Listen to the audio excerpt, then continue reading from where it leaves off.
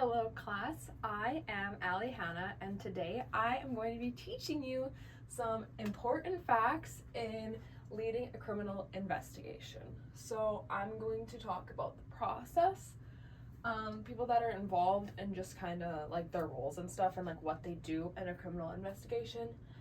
I'm going to talk about the scene in general and what would happen, like say once you got there and you don't know what to do. You might not know what to do, so I'm going to talk about what's going to happen when you get there, and then who controls the scene pretty much, and like what they do when they get there or when they're called, and then obviously lastly who is at the scene. And yeah, those are kind of my key points. I have some notes here as I am the teacher and I don't want to forget anything, so without further ado, let's get on to it.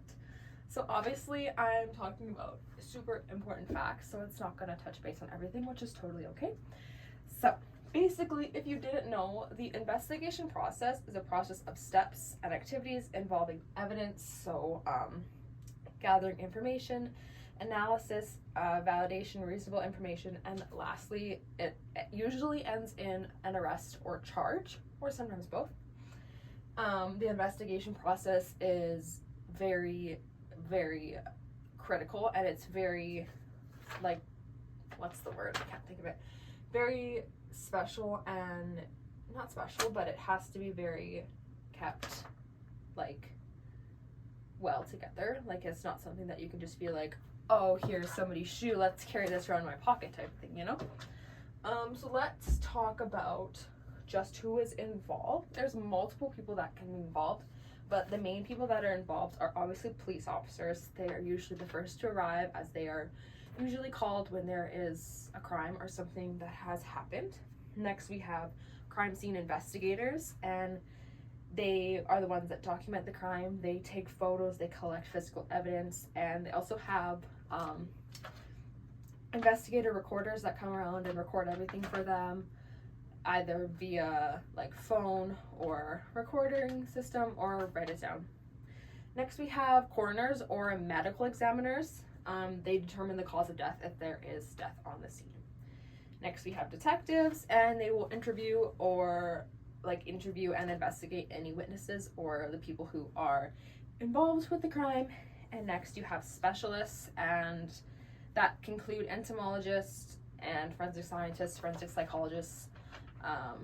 Just kind of those type of people that have more knowledge and need to dive more into the crime. I'm gonna kind of talk about the scene in general and what is super important. So most importantly, above all, is securing the crime scene and protecting and preserving it. This keeps all of the evidence uncontaminated. So like I said earlier, you don't want to say there's a bloody sock, you wouldn't want to just pick that up with your bare hands and put it in your pocket, right? You'd want to make sure it goes into a safe bag and is labeled bloody sock, or whichever sock it would be. You want to make sure that you're not like contaminating anything. So preserving and protecting anything is key. Like, that's the main thing. So next, the first responding officer to the scene should approach the scene carefully and very slowly, unless of course it is an emergency and you need to arrest somebody super quick or handcuff them, or in some cases unalive them. They should be making notes about the scene as they enter and make sure that they are keeping track of everything, but also just being very careful, because you don't want to mess something up. You don't want to accidentally change something that is at the crime scene that could screw up your whole investigation. You should also please be keeping the crime scene as less crowded as possible, because the more people, the crazier it's going to be, and the crazier that your super quick possibly investigation is going to go. It's not going to go smooth if you have a crowd of people. Reason being, you don't want other people's footprints on the ground. You don't want people touching and putting their fingerprints on stuff, causing evidence to mix together, and then you don't know, obviously. So extra people could cause crowded problems, and extra fingerprints, footprints, etc. Next, we have the forensic identification members, and they are called to secure, record, and document the scene. So this is kind of going on with who controls the scene and who's at the scene, obviously. Forensic identification members, they are special people and they know just what to do, so they are also there securing certain evidence on the ground and making sure that it's not getting contaminated once again. And yeah, next we have homicide investigators, and they go hand in hand with forensic identification members, and they collect things like DNA and fingerprints at the scene.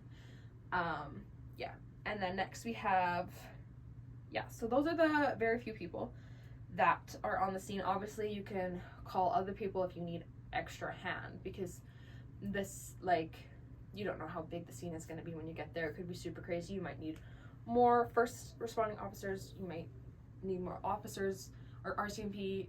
You never know till you get there. You'll figure it out when you get there. Just make sure it's not crowded, because it's not going to be good if it's crowded. But the main thing that I just hope that I got across was that scientific evidence is so very important. So like I said, like, super important in a criminal investigation is making sure that your evidence and anything at the crime scene is being so preserved, because you're not going to get it back. You're not going to get a fingerprint back on that glass if you needed that glass for evidence and that figured out your whole case. You just need to be so careful. Everything is fragile. Like, any evidence is fragile. There's been many cases where people are being very, like, unprotective of evidence, causing the case to not be easily solved.